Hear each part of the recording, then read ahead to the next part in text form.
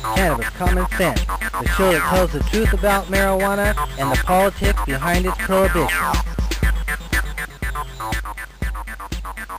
Welcome to another exciting Cannabis Common Sense. Welcome to another exciting edition of Cannabis Common Sense. We are in a new studio. We are attempting to figure out all the new technicalities of this HD system. We are grateful for the new technology. That's why we've been running tape shows the past few weeks, because the studio has been under construction. So we're glad to be back, and hopefully we'll figure out all these technicalities during this show. It's kind of on-the-air training. That's what we've done for many years. So we have a great show for you tonight. We have our John Cornett and a friend of his are here standing by, ready to play a little bit of music. Casper Leach has dashed into the studio at the last moment and went and got dressed. Hey, there. Happy All right. Friday. It is nice to be part of the HD community. I tell you, it's nice to see us taking time to improve the message. And we hope that people at home, not only do they get a clear picture of us, but they get a more clear picture of how important it is to end prohibition and to reintroduce a cash crop that our farmers so desperately need. So we are going to bring on our dancing cannabis leaves. Here they are, I think. No. Who's your friend? Joe Van.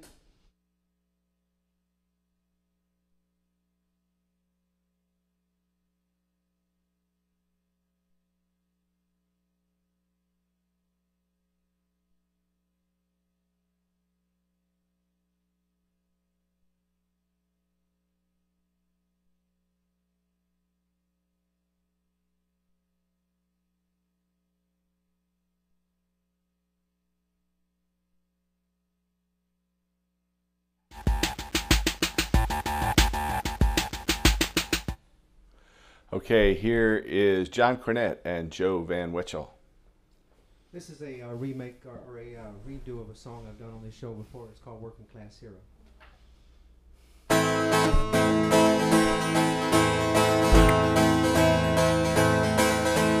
soon as you're born, they make you feel so small.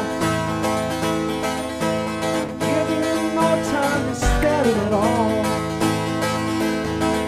Till the pain is so big you feel nothing at all.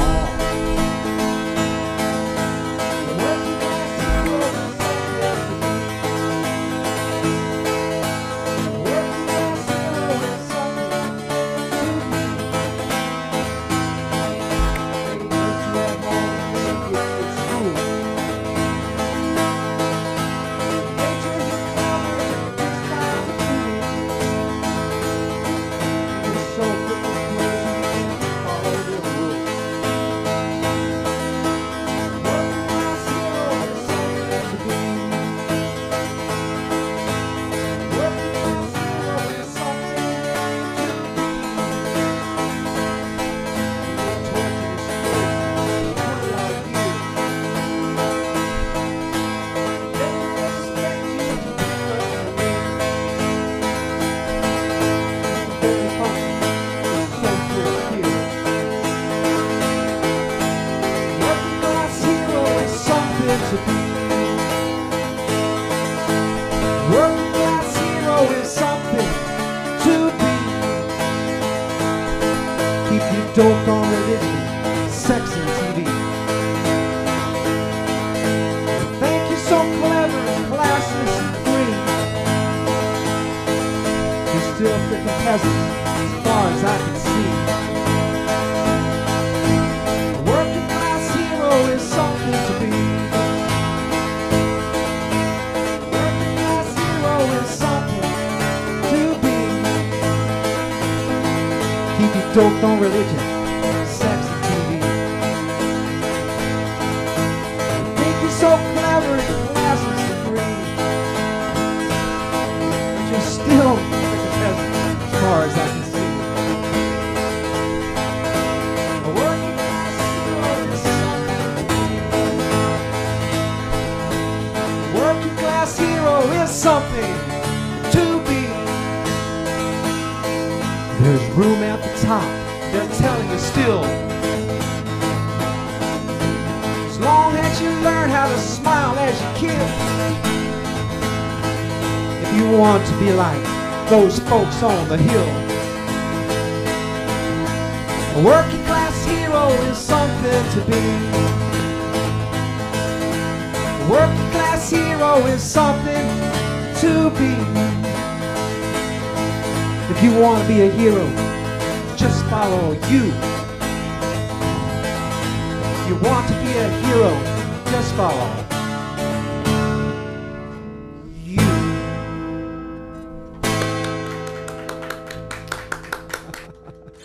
Thank you. Yes,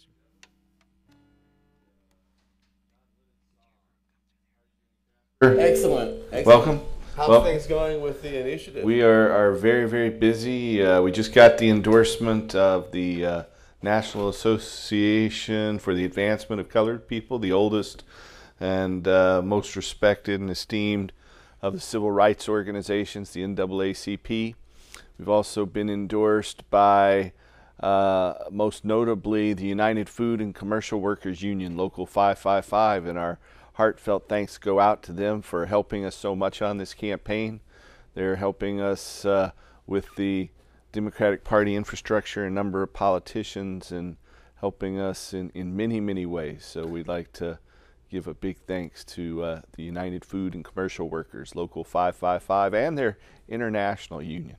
Well, both of those are very significant, considering that these laws were written in such a way that they were worse than the Jim Crow laws, and they are now currently affecting the black community in such a negative Very way. disproportionately. Yes. African Americans are vastly more impacted by marijuana prohibition. They're much more subject to stop and search and arrest for marijuana than any other group of people. So the national NAACP came out against the war on drugs a couple of years ago, and we're happy to receive the endorsement of the local one for the Northwest region.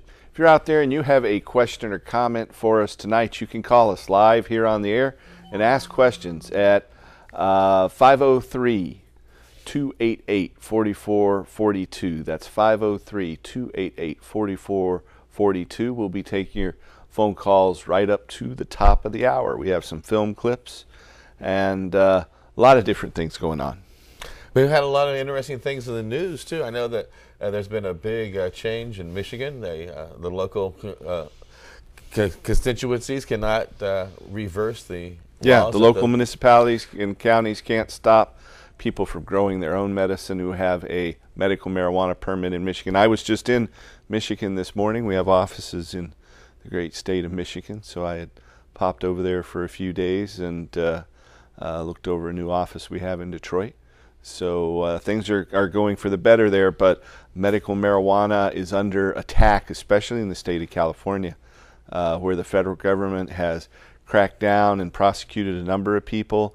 They've put forfeiture actions against the largest dispensaries and ruled they have no legitimate business expenses, and therefore all of their income is taxed, and so no business can withstand that. So they're fighting that.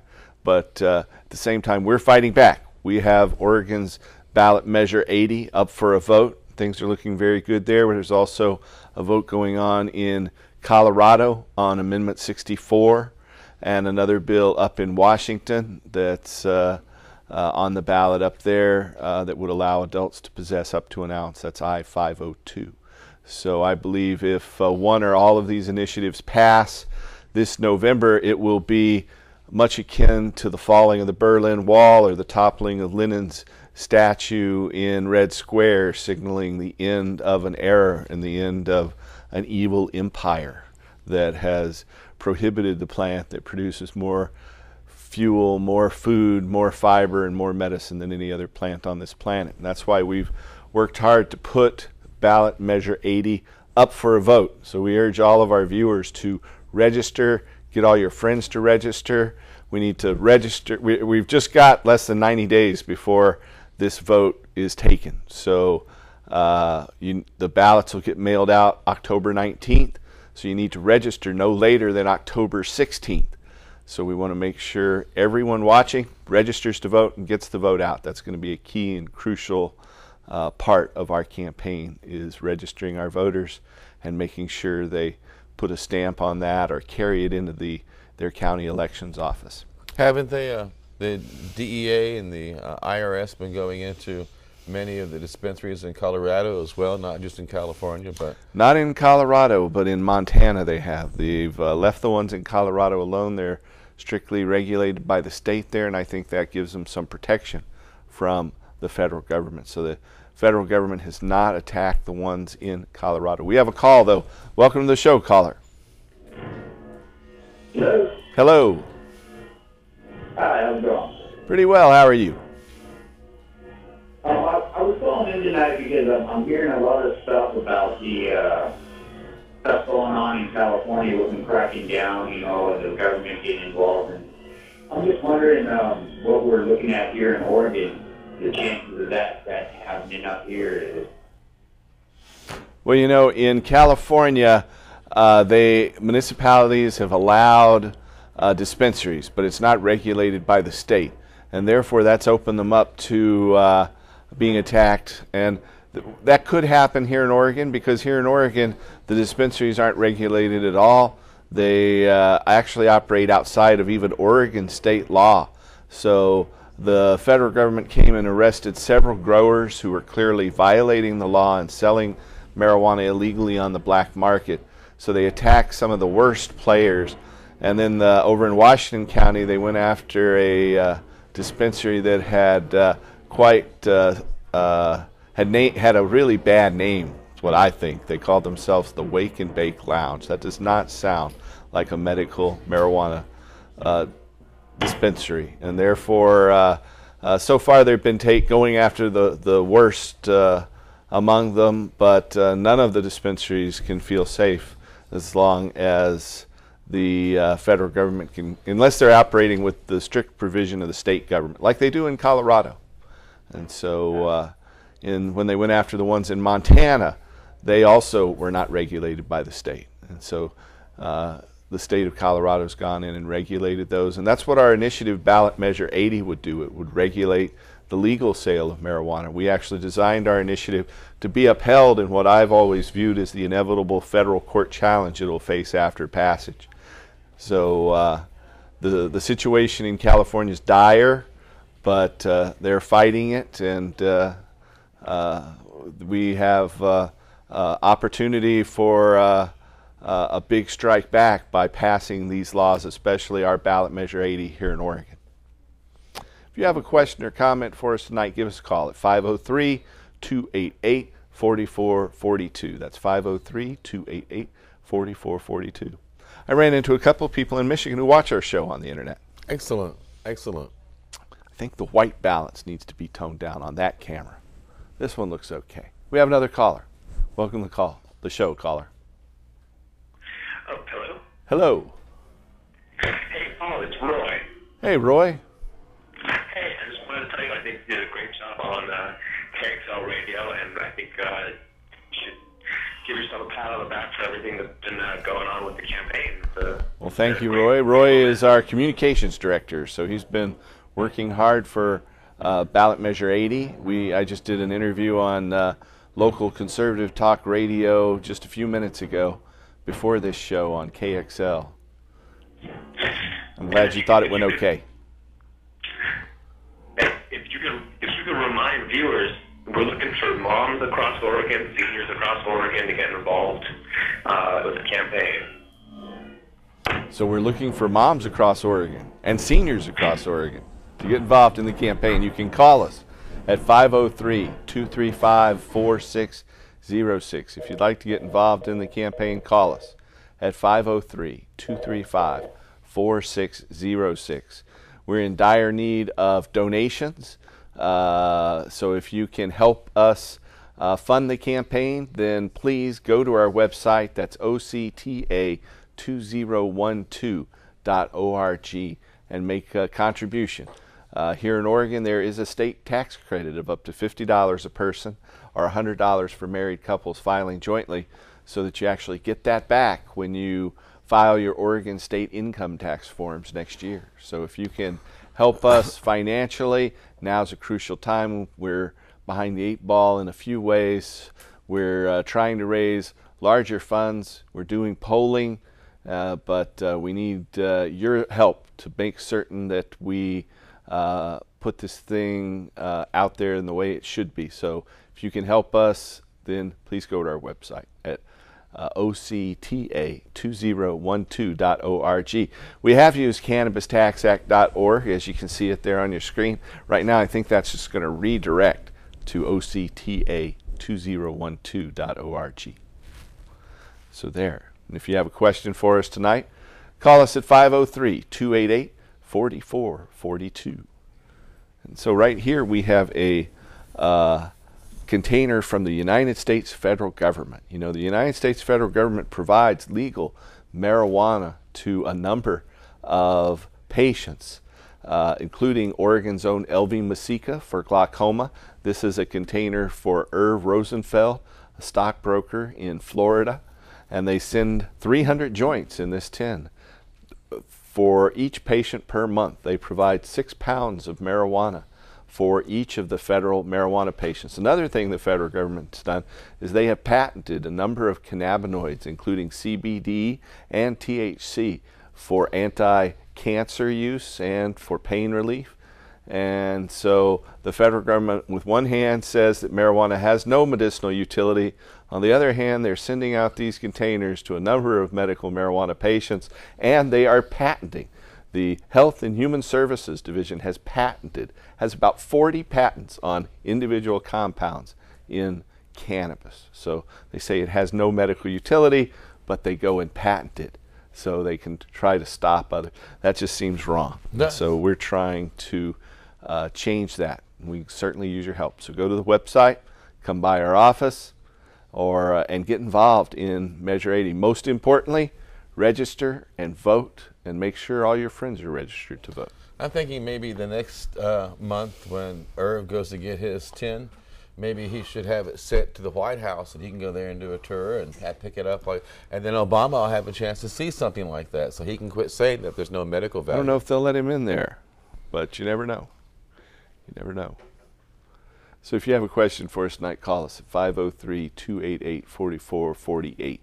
So we have made the ballot with our initiative. You can find out more at that website as well, octa2012.org, and get involved in the campaign. I have a question. How are we going to be getting the vote out? I'm sure you got some strategies on how we're going to get the people from the baby boomer generation to hit the yes box on their ballot, and how we're going to reach the college people on campus. Of course, television advertising is key and crucial. So we're trying to raise funds. We're doing polling right now. Some of the big funders want to see polling. We poured all our resources into the petition drive, and therefore we hadn't done polling previously. It'll probably be 2 or 3 weeks before we get the results back on our polls. And then we're hoping to launch a large advertising campaign after Labor Day, starting in September, to tell people about how regulating marijuana legally will protect public safety and allow law enforcement to concentrate limited resources on criminals who steal things and hurt people, and how we'll create tens of thousands of jobs with hemp fuel, fiber, and food production. So we think those are 2 crucial elements in our campaign. So we plan on advertising and doing a lot of different things. So that's part of it. I think it's amazing that the Canadian government has money set aside to help promote the hemp industry up in their country and to help promote the industrial oils that they produce and the industrial fabrics. And I would think that that would be a beneficial thing for our country to involve in. I know our Senator Wyden, has been working with votehemp.org. And Jeff Merkley, both of Oregon senators, and Kentucky Senator Ron Paul's son, are back behind Vote Hemp's hemp initiative, or hemp proposal in the United States Congress. So, and we know that our Attorney General here, soon to be here in Oregon. She actually already is. Ellen Rosenblum was appointed to fill Nice. the former Attorney General's seat, and so she reached out to the drug reform community, and I think a third of her campaign finances were provided by some of the large national funders. Seems her attitude is that instead of arresting patients, we need to provide easier access to their medications by making it more available at different dispensaries, and perhaps even, as we're talking about, making it so they can get it at a pharmacy. Yeah. So under our proposal, the Oregon Cannabis Tax Act, marijuana would be sold at cost to patients through pharmacies and other stores. So it would not be taxed to patients. And any adult could grow their own as well. So you wouldn't have to go get an expensive license if you're truly sick. I know that just in the past year, last October, the Oregon Health Division changed their name to the Oregon Health Authority, and in doing that, they also raised the fee on medical marijuana permits from $100 to $200 with an extra $50 fee if you name someone else as your caregiver. So now it can be as expensive as $250 a year just for the state permit from the state of Oregon. So I think balancing the budget on the backs of the sick and dying is highly unethical, and our initiative will make it where people will be able to grow their own without a license, permit, or fee or any sort of registration. So we tried to do it right. You can find out more at that website. And we have a phone call. Welcome to the show, caller. Yes. Howdy. Hi. Hi. My name is Kelly Rowe, and I was just wondering. Don't listen through your TV, because there's, as you can hear, a delay feedback. We can hear the delay feedback too. So please turn your TV down, and we'll be happy to answer your question. Okay. I'm having a problem, and I'm going to get my marijuana card. How do I go about it? You need a doctor to sign an attending physician statement. You can print the application forms here in Oregon off of the state's website, or if you come into one of the clinics that help patients, then you can get those forms directly at those clinics. So you have to have one of the qualifying conditions.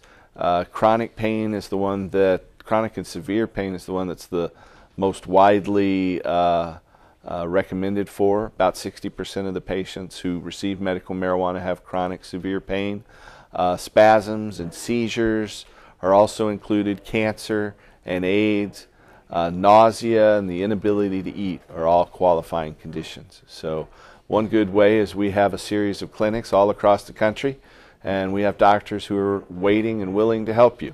If you need help finding a doctor who can help you get a medical marijuana permit, then you can call us at 503-281-5100. Or you can call us at 503-235-4606. That's 503-235-4606. Or you can go on to our 800 number. If you're outside the Portland area, call 1-800-723-0188. We'll be happy to give you more information and guide you through the process of getting a medical marijuana permit. Hello? Hello? Hello? Yes. Hi. I'm here, and yes, I'd like to do that very much, if I could. Yeah, just call that number on your screen. If you're in the Portland area, call us at 503-235-4606. Okay, I'll do that right now. Thank you very much. I really appreciate it. You're welcome. Good luck with that. Okay. We might need to remind people that this is the first show in a new studio, and we're still working the bugs out, and everything that could go wrong can and is. We've you might notice the picture, if you've watched this show in the past, you might notice the picture's a little crisper now if you have HD television, and they've rewired it, and we are just figuring out all the bugs. I'm glad I got my face lifted during the last 3 weeks. Is that what you did? Mm-hmm. Looks I better. I didn't know. Okay. So if you have a question or comment, call us at 503-288-4442. That's 503-288-4442. 44 or 42. I have another question. I understand that if we end the prohibition, this state's going to save a lot of money on prosecuting and putting people behind bars, and we might be able to even start putting money into libraries and to school systems. According to a Harvard economist by the name of Jeffrey Myron, we'll save over $60 million a year in criminal justice costs. And so that money can be used to go after real criminals who hurt people and steal things. You know, if someone's breaking into your home, you don't want to have to wait for the police to come because they're busy with the marijuana arrest. In fact, in Oakland, California, about 3 months ago, the state, federal, and local police were called in by the IRS and the DEA to arrest a number of California dispensaries in Oakland. So while they loaded all the evidence into a big U-Haul truck, the federal government demanded that the city of Oakland provide police to help guide that truck through a crowd of protesters that had surrounded it and weren't letting it leave. So they put out a call and brought all active officers to surround that truck and move it through the crowd of protesters. Right as that happened, the call went out that there was a dangerous gunman at a local college, and that dangerous gunman shot 20 people and killed 7 people. And the police were all tied up. The gunman was on a shooting rampage for 20 minutes. He took the keys out of one of the murder victim's purse, went over, found her car, drove it away slowly. And the police never came for the whole 20 minutes that this rampage was going on because they were all busy arresting the people at the Oaksterdam University and the Blue Sky Coffee Shop and helping move that truck through a crowd of protesters. There are 20 people that were shot, 7 of them murdered. The gunman then went to a grocery store, put the gun on a conveyor belt there at the clerk and told him, "I've just done something terrible, call the police." So he wanted to be caught, but the police were nowhere to be seen because they were busy enforcing a marijuana crime. Is that what you want to have happen when a criminal's trying to assault you or steal from you? Of course not. And so that's just a very graphic illustration of how police and public safety resources are wasted when they could be concentrating on real criminals. We have another caller who's been standing by. Welcome to the show, caller. Hello, caller. Good evening. Hello. Hello. Hey, how are you? Good. I have a. My question is that if this office is passed, can the government, the federal government, still try to shut it down? You know, we designed our initiative specifically to be upheld in federal court. We did that in several ways. The first third of the text of our initiative are findings by the people, 7 findings by the people based on our departure from federal law. We also implement a system of controls that's mandated by international treaty, and we rely on the 9th and 10th Amendment in our break from federal law. So we wrote this initiative specifically to be upheld in federal court. Oregon, as you may recall, back in 1994, passed the Death with Dignity law, allowing doctors to assist terminally ill patients in committing suicide. And so that involved prescribing phenobarbital. So the federal government enjoined that law from taking effect, and it went before the Court of Appeals and the Supreme Court. In fact, it was fast-tracked. So in 1996, in this lawsuit, Gonzalez, who was the Attorney General, versus the state of Oregon, the law was upheld, and it similarly allowed a non-licensed use of a controlled substance. So our initiative was similarly written to be upheld in the inevitable federal court challenge it'll face after passage. So we designed this law specifically to deal with the federal drug control and federal supremacy issue. So I hope that answers your question. Yep. Thank you very much. You can find out more by going to our website at octa2012.org. That's octa2012.org. We have a studio audience member who has a question. Go right ahead, Sylvia. I believe I saw on the news where they were releasing patrons of the local law enforcement. In other words, they were in prison. They were releasing them early because there wasn't sufficient room. Yeah, they let a lot of go down in Lane County. Some of them were arrested for, stealing more things and hurting more people.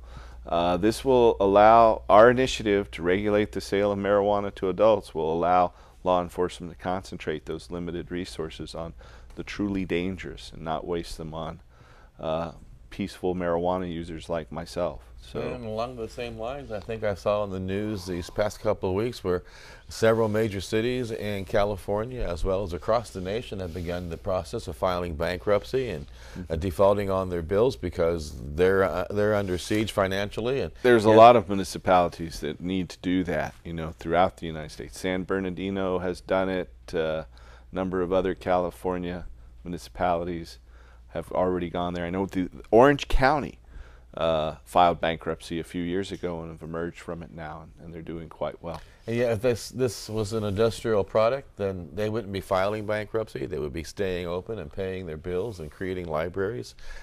You would think that that truth alone would make the politicians just stop what they're doing. It certainly should, and if it doesn't make the politicians do anything, it should make the people vote yes on ballot measure 80. We've got this initiative on the ballot, so we have just as much legislative power as the legislature does. So we urge you to vote yes on that. We'll take a call, then we'll jump over to a film clip here in just a minute. But let's take this phone call. Welcome to the show, caller. Hello. Howdy. Say, I was wondering if this law passes, will it do away with the horse bucky where if I want to work for 8 hours for a company, that they can control all 24 hours of my day by making me do a urine test? Yes, it will. It would end the fact that they can test for metabolites in your system for cannabis. When marijuana is legally regulated, they won't be able to fire you for using marijuana outside of the workplace. Obviously you wouldn't be able to use cannabis before or during work hours, but after work hours it would be completely legal, and so that whole paradigm would shift and things would change. All right. We have a film clip. We're going to run that. We'll be back in just a moment. Here it comes. Won't be long.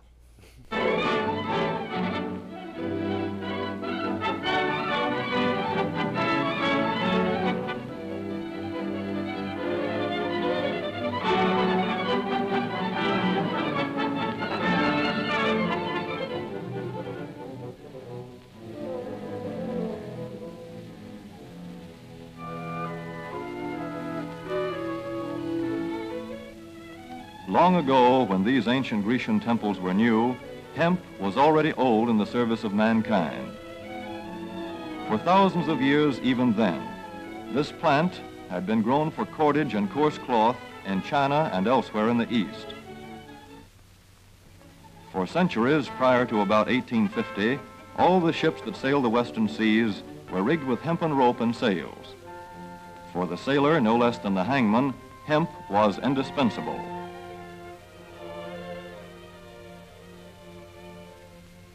A 44-gun frigate, like our cherished old Ironsides, took over 60 tons of hemp for rigging,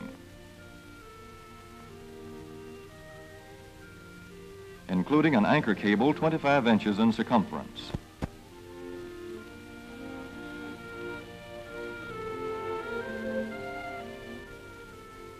The Conestoga wagons and prairie schooners of pioneer days were covered with hempen canvas. Indeed, the very word canvas comes from the Arabic word for hemp. In those days, hemp was an important crop in Kentucky and Missouri. Then came cheaper imported fibers for cordage, like jute, sisal, and manila hemp, and the culture of hemp in America declined. But now, with Philippine and East Indian sources of hemp in the hands of the Japanese, and shipment of jute from India curtailed, American hemp must meet the needs of our Army and Navy as well as of our industries. In 1942, patriotic farmers at the government's request planted 36,000 acres of seed hemp, an increase of several thousand%. The goal for 1943 is 50,000 acres of seed hemp. In Kentucky, much of the seed hemp acreage is on river bottom land such as this, along the Kentucky River Gorge. Some of these fields are inaccessible except by boat. Thus, plans are afoot for a great expansion of the hemp industry as a part of the war program. This film is designed to tell farmers how to handle this ancient crop, now little known outside Kentucky and Wisconsin. This is hemp seed. Be careful how you use it. For to grow hemp legally, you must have a federal registration and tax stamp. This is provided for in your contract. Ask your AAA committeeman or your county agent about it. Don't forget, hemp demands a rich, well-drained soil such as is found here in the bluegrass region of Kentucky or in central Wisconsin.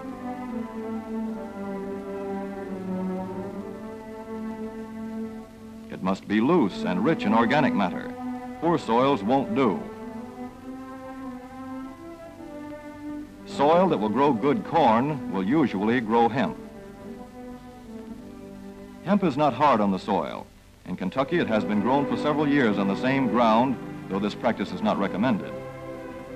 A dense and shady crop, hemp tends to choke out weeds. Here's a Canada thistle that couldn't stand the competition. Dead as a dodo. Thus, hemp leaves the ground in good condition for the following crop. For fiber, hemp should be sown 5 pecks to the acre. With drill, the closer the rows, the better. These rows are spaced about 4 inches. This hemp has been broadcast. Either way, it should be sown thick enough to grow a slender stalk.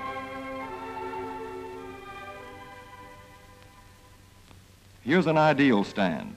The right height to be harvested easily, thick enough to grow slender stalks that are easy to cut and process.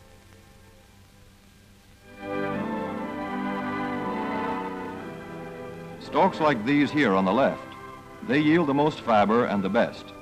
Those on the right are too coarse and woody. For seed, hemp is planted in hills like corn, sometimes by hand. Hemp is a dioecious plant. The female flower is inconspicuous, but the male flower is easily spotted. In seed production, after the pollen has been shed, these male plants are cut out. These are the seeds on a female plant. Hemp for fiber is ready to harvest when the pollen is shedding and the leaves are falling. In Kentucky, hemp harvest comes in August. Here, the old standby has been the self-rake reaper, which has been used for a generation or more. Hemp grows so luxuriantly in Kentucky that harvesting is sometimes difficult, which may account for the popularity of the self-rake with its lateral stroke.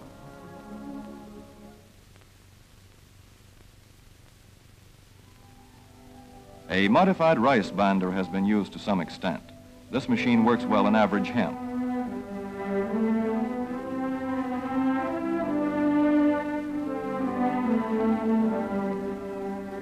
Recently, the improved hemp harvester, used for many years in Wisconsin, has been introduced in Kentucky.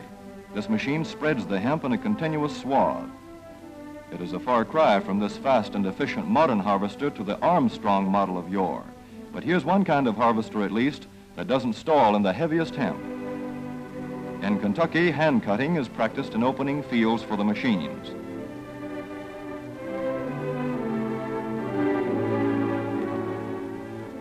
In Kentucky, hemp is shucked as soon as safe after cutting, to be spread out for retting later in the fall.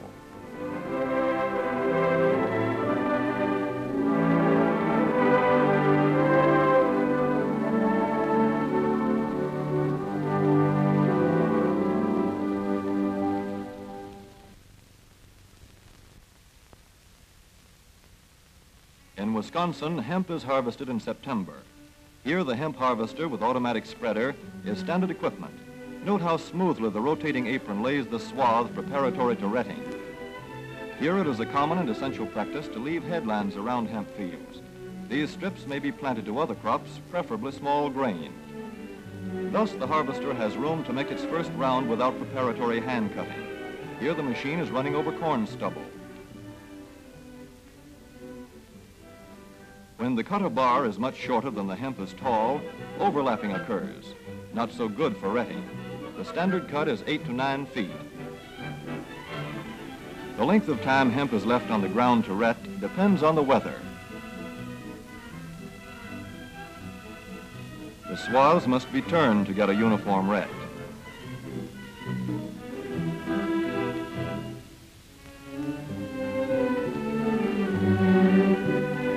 When the woody core breaks away readily, like this, the hemp is about ready to take up and bind into bundles.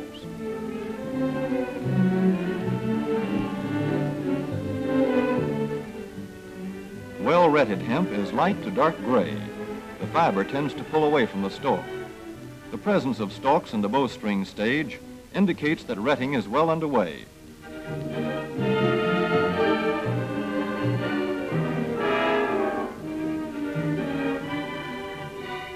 When hemp is short or tangled, or when the ground is too wet for machines, it is bound by hand. A wooden buck is used. Twine will do for tying, but the hemp itself makes a good band.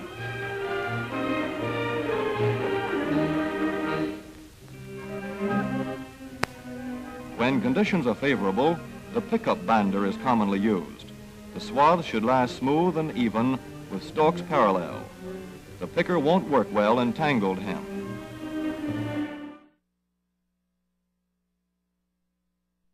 That the screen is black, so we're not sure whether you're getting to see this.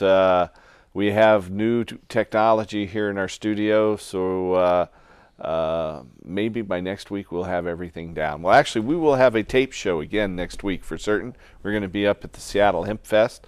The world's largest pro-marijuana protest happens next week on Friday, Saturday, and Sunday, September 17th, 18th, and 19th. And it's all business, isn't it? We're up there just powwowing about strategy and talking about paper fiber. No having fun, no partying, no whoop-de-doo. There's bands on 6 stages and a hemposium where they're talking about industrial hemp farming. So it'll be. There won't be any smoking there, will there? Because we don't want to encourage that, right? That's right. We don't want to encourage that, right? So. Anyway, if you have a call or comment for us tonight, you can call us at 503-288-4448. That's 503-288-4442, not 48. I guess 48, the number's down or something. That explains We're why. using 42 instead. I have a question. We got this drought going on all across America. From watching this film, those of us who could see it, it seemed as at least here in the studio we can see it. Yeah, that this plant, which grows like 20 feet high, I think it goes like that deep. Would it be surviving this drought? I've heard from people in Nebraska where they're having the worst drought in over 50 years that everything but the hemp is dead, and that's feral hemp. In Nebraska, the Fish and Wildlife Services direct the police not to harvest the feral hemp because the seeds stick up through the snow in the winter and keep the sparrows alive. So it's Fish and Wildlife people tell the police not to harvest that low THC hemp to keep it. And the police don't? The police don't. They don't. And right now with the drought, it's the only thing that's green and alive out there across the plains of Nebraska. Nice. Nice. That's the report we're getting back from Nebraska. And I also think it's cool that this video we're watching from 1942 is still an excellent piece of material to use to train people with about using this cash crop and all that we can do with it and how we do it. Yep. It's I'm sure the producers who are long gone would be very surprised to know that here we are 70 years later watching and learning from their production back during World War II. We have a phone caller, though. Welcome to the show, caller. Oh, hey, thank you very much. I was just wanting to kind of get a question on, or explanation on those patents for the cannabinoids and the THC, how that will affect the rollout of the legalization. They're patenting individual cannabinoids, not the whole plant, and they can't patent the whole plant because it's grandfathered in.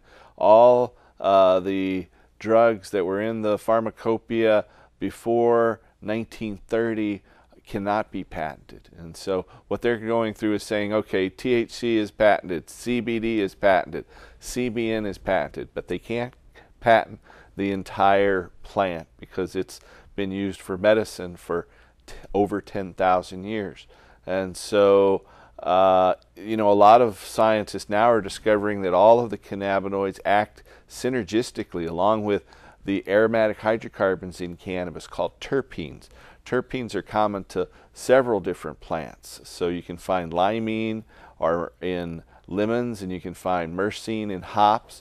Those are also found in cannabis. The cannabinoids, THC, CBD, CBN, those are tasteless and odorless. So the fragrances that come from cannabis come from these terpenes, these aromatic hydrocarbons. So all of those work together synergistically for what's now being called the entourage effect. The whole entourage of the various cannabinoids have different medicinal properties. So those patents shouldn't affect our ability to use cannabis as an herbal medicine.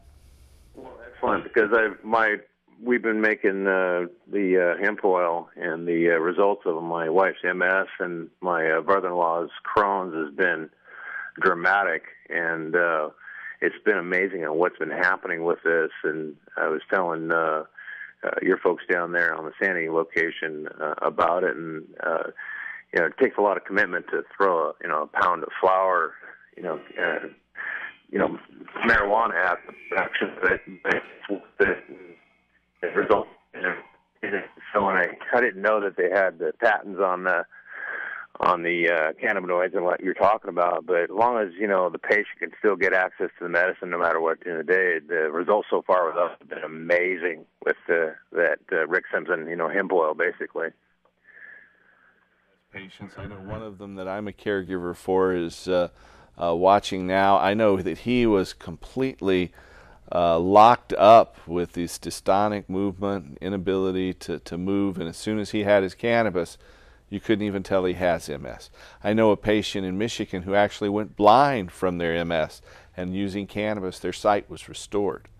And so it really is a miracle drug and a miracle substance. It produces more fuel, more food, more fiber, more medicine than any other plant on this planet. It produces more biomass in the temperate and cooler climates than any plant. So we're trying to completely restore that. Seems to be a real key. But hey, thanks a lot, you guys. Thank you. Thank you. Thanks for calling. I know it keeps me mellow and less hyperactive and less silly than I would normally be. And that's pretty silly. We know that, but that's okay. So if you have a final comment or question, we're down to about 8 minutes left. You can call us at 503-288-4442. That's 503-288-4442. Again, we want to urge you to register and vote. That is crucial at this stage. We've got Oregon's ballot measure 80 up for a vote. It will legalize marijuana. It'll allow farmers to grow it, people to process it. It'll create tens of thousands of new jobs, thousands of new companies, and help redistribute wealth away from the petrochemical, pharmaceutical, military, industrial, transnational, corporate elite ruling class and put economic control back in the hands of the people. And so we urge you to help us by registering, voting, vote yes on Measure 80 for jobs and justice. And we'll take this next phone call. Welcome to the show, caller. Hello, caller. I think it might be interesting if anybody wants to come down and have a discussion with you that's opposed to ending this prohibition and find out why it is that they might not be in favor. Of course, it seems that we can't find anybody who can sit down and have a rational discussion as to why it is we should continue the prohibition as it is. And I know we have the facts on our side and the science on our side. If logic and science rules, we're going to win this election big time with ballot measure 80, as we should. And we could probably even invite Eric Holder down for a little watch of this little film that we saw called Hemp for Victory. and have Eric some Holder being the United States Attorney General in charge of the U.S. Justice Department. We got popcorn and a group hug here waiting for you, right? Okay. I'm not going to hold my breath on that one. All right. But certainly we are willing to debate the issue. If you'd like to come down, you know our studio is open. We have an audience. Hi, audience.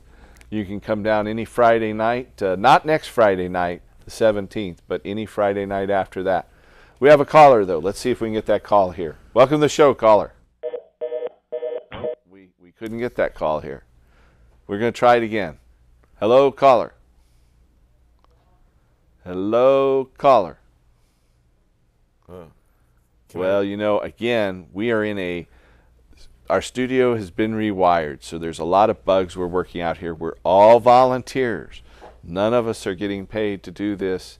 It's because we believe in what we're doing. We believe in the fact that cannabis can change the world, and it's improved our lives, and it will improve the life of all the people on this planet when we start using it as a biofuel, start using the protein, residual protein left over after the hemp oil is pressed, and the fiber. We won't have to cut down the forests for paper and building materials. We'll be able to use hemp. In fact, Henry Ford was a big proponent of hemp fiber and hemp fuel and biofuels, and he even produced automobile bodies made from hemp fiber and hemp seed oil composites. And so my body's made of hemp now, I think. I think it is mostly hemp. Can I remind people that I got a little radio show?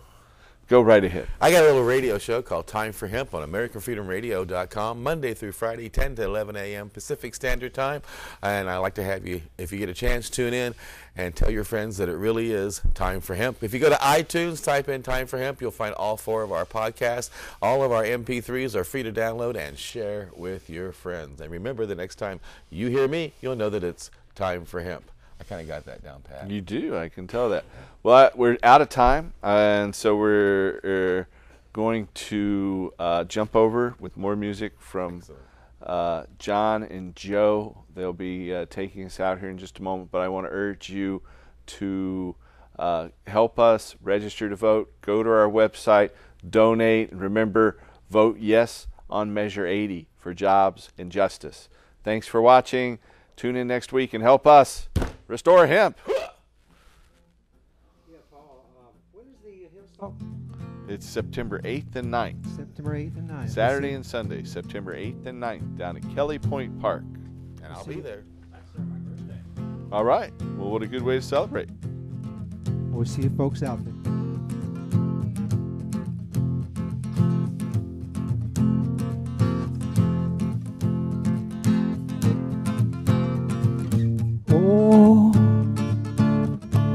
Oh, deep water, black and cold like the sea. Stand with arms wide open, I run a twisted line. I'm a stranger in the eyes of the Maker.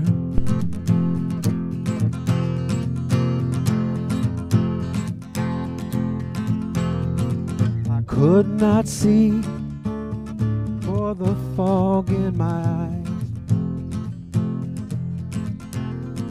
I could not feel for the fear in my life. From across the great divide, in the distance I saw a light.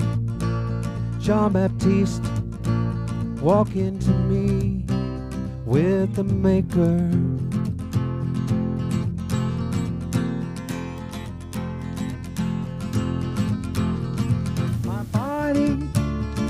My body is bent and broken. My long and dangerous sleep.